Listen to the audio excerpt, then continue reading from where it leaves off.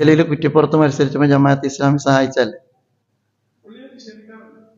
എങ്ങനെ? അത് നിശ്ചയിച്ചിട്ടുണ്ടാവില്ല. തവനൂരെ നിശ്ചയിച്ചിട്ടുണ്ടാവുള്ളൂ. പുള്ളിയെ നിശ്ചയിച്ചാൽ അന്നത്തെ തെളിവുണ്ടല്ലോ.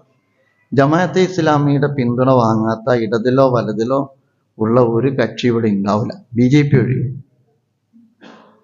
അതിന്റെ പ്രത്യേകത എന്ന് വെച്ചാൽ പിന്തുണക്കുന്ന ഘട്ടത്തിൽ സെക്യുലർ ഐക്കാരം, വിയോജിക്കുന്ന ഘട്ടത്തിൽ വർഗീയായിരിക്കും. അതാണ് ഈ ചാപ്പന്റെ പ്രശ്നം.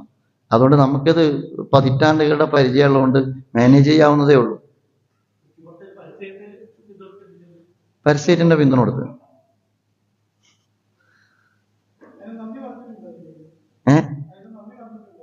നന്ദിയും പറയല്ലോ, സ്വാഭാവികല്ലേ. പിന്തുണച്ചവരൊക്കെ നന്ദി പറയും. ഇത്തവണ പിന്തുണച്ചവരൊക്കെ ഇത്തവണ നന്ദി പറഞ്ഞിട്ടുണ്ട്. നന്ദിക്കൊന്നൊരു കുറവാർക്കില്ല. പിന്നെ വിയോജിക്കുമ്പോൾ അത് ഉൾക്കൊള്ളാൻ കഴിയില്ല എന്നല്ല. ജനാധിപത്യത്തെക്കുറിച്ച് സംസാരിക്കുന്നവരും സംവാദത്തെക്കുറിച്ച് സംസാരിക്കുന്നവരും വിയോജിപ്പ് കേൾക്കുമ്പോൾ അങ്ങേയറ്റം അസ്ക്യത കാണിക്കുന്നു എന്നുള്ള. എന്നാൽ ഇവരൊക്കെ വിമർശനം കേൾക്കാനുള്ള സഹിഷ്ണുത ജമാഅത്തെ ഇസ്ലാമിക്കുണ്ട്. ജമാഅത്തെ ഇസ്ലാമി ഇപ്പോഴും അന്നും ഒരു സംഘടനയും സ്ലീപ്പിംഗ് പാർട്ണർ ആയിട്ടില്ല. ഞാൻ അതിനെ ട്രോൾ ചെയ്തതാണ്, നിങ്ങൾക്ക് മനസ്സിലായിട്ടുണ്ടാവും. അതായത് ജമാഅത്തെ ഇസ്ലാമി ഒരു മുന്നണിയുടെയും സ്ലീപ്പിംഗ് പാർട്ണർ അല്ല. ജമാഅത്തെ ഇസ്ലാമിയുടെ ആശയ നിലപാട് മുൻനിർത്തി പ്രവർത്തിച്ചുകൊണ്ടിരിക്കുന്ന ഒരു പ്രസ്ഥാനമാണ്. അതേസമയം ജമാഅത്തെ ഇസ്ലാമി ഉയർത്തുന്ന രാഷ്ട്രീയ നിലപാട് വെച്ച് തത്വാധിഷ്ഠിതമായ നിലപാടാണ് ഒരു ഘട്ടത്തിൽ CPM പിന്തുണച്ചിട്ടുണ്ട്. അതിന് രാഷ്ട്രീയമുണ്ട്. അത് ആ ഇലക്ഷനിൽ മാത്രമുള്ള നിലപാടാണ്. ജമാഅത്തെ ഇസ്ലാമി ഒരു മുന്നണിയുടെ ഭാഗമായിട്ടില്ല. അതുപോലെ തന്നെ കഴിഞ്ഞ 2019 തിരിച്ച് 2020 വകുപ്പ് കൈകാര്യം ചെയ്യുന്ന ശ്രീ പിണറായി വിജയന്റെ നേതൃത്വത്തിലുള്ള ഇടതുപക്ഷ സർക്കാരിന്റെ ഭാഗത്ത് നിന്ന് നമ്മെ സംബന്ധിച്ചിടത്തോളം ഇതൊരിക്കലും പ്രതീക്ഷിക്കാൻ കഴിയാത്തതാണ്. വിയോജിക്കുന്നവരെ, അതുപോലെ തന്നെ തങ്ങൾക്കെതിരായ ഏതെങ്കിലും ജനാധിപത്യപരമായ സംവിധാനത്തിൽ ഇൻവോൾവ് ചെയ്യുന്നവരെ വർഗീയ ചാപ്പ കുത്തുന്നത്, തീവ്രവാദ ചാപ്പ കുത്തുന്നത് യഥാർത്ഥത്തിൽ രാഷ്ട്രീയ സദാചാരമില്ലായ്മയാണെന്ന് പറയേണ്ടി വരും. 8 കൊല്ലം അദ്ദേഹത്തിന് അവരുടെ കൂടെ നിന്ന ആളാണല്ലോ ഇപ്പൊ നിങ്ങൾ കണ്ടുവന്ന ശ്രീ MLA P. അൻവർ. 8 കൊല്ലം കൂടെ നിന്ന ആളാണ്. എപ്പോഴാണോ വിയോജിച്ചത് ആ നിമിഷം മുതൽ പിന്നീട് അദ്ദേഹം തീവ്രവാദിയാണ്. ഈ രീതി യഥാർത്ഥത്തിൽ കേരളത്തിന് അനുയോജ്യമല്ല. പ്രബുദ്ധ കേരളം ഇത് മനസ്സിലാക്കി തുടങ്ങിയിരിക്കുന്നു എന്ന് ഇടതുപക്ഷം മനസ്സിലാക്കണമെന്നാണ് ഒന്നാമത് പറയേണ്ടത്. രണ്ടാമത്, കള്ളക്കടത്തുമായി ബന്ധപ്പെട്ട പ്രശ്നം ഇവിടെയില്ല. അതുപോലെ തന്നെ നാർക്കോട്ടിക്കുമായി ബന്ധപ്പെട്ട പ്രശ്നമാണ്. ഈ പ്രശ്നത്തിലും യഥാർത്ഥത്തിൽ അത്യന്തം അപകടകരമായ ഇമേജ് വരുന്നത് എവിടെ? മലപ്പുറത്തിനാണ് വരുന്നത്, മലബാറിനാണ് വരുന്നത്.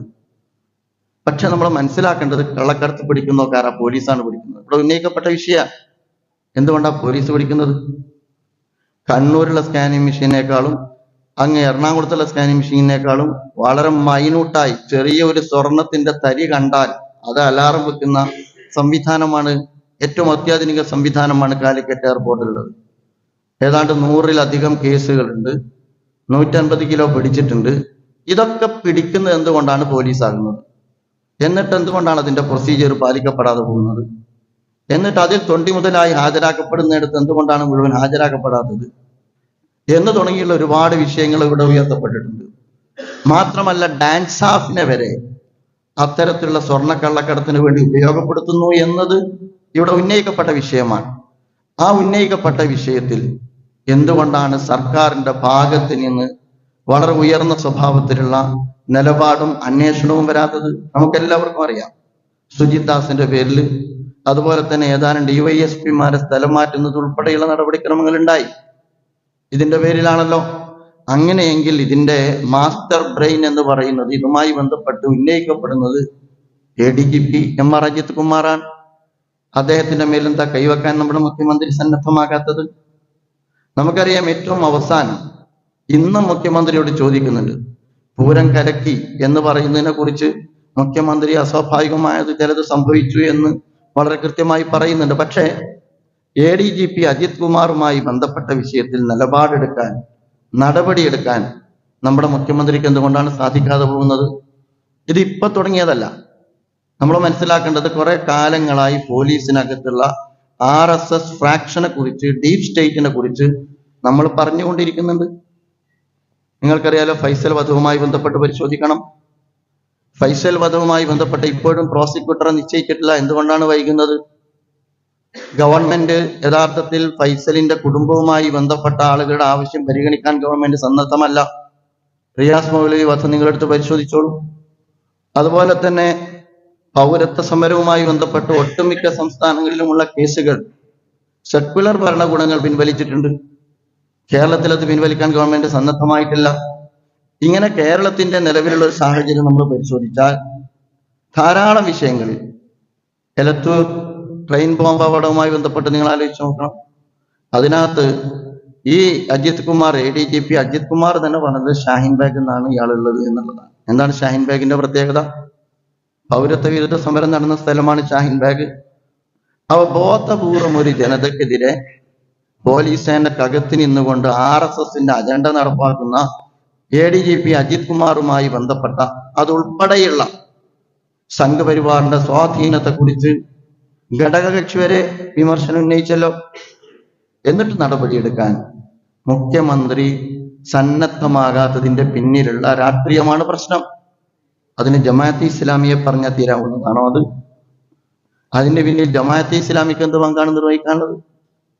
ഏറ്റവും അവസാനം നിങ്ങൾ ആലോചിച്ച് നോക്ക്. ADGP അജിത് കുമാർ വന്നിട്ട് BJPയുടെ 2 നേതാക്കന്മാരെ കണ്ടു.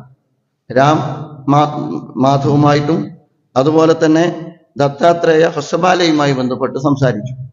ഈ 2 ആളുകളും ചില്ലറക്കാരല്ല. ഹൊസബാലയും ചില്ലറ. അൽസലാമ ഐ ഹോസ്പിറ്റൽ 21 ലക്ഷത്തോളം സന്തുഷ്ടരായ ഉപഭോക്താക്കളും 2 ലക്ഷത്തോളം തിമിര ശസ്ത്രക്രിയകളും പൂർത്തിയാക്കിയ മലബാറിലെ ഏക കണ്ണാശുപത്രി. ലോകോത്തര നിലവാരമുള്ള ചികിത്സാ സംവിധാനങ്ങൾ, എല്ലാ നേത്രരോഗ ചികിത്സാ സൗകര്യങ്ങളും വിദഗ്ധരായ ഡോക്ടർമാരുടെ മേൽനോട്ടത്തിൽ. Al Salama eye hospital, hospital road, Perinthalmanna.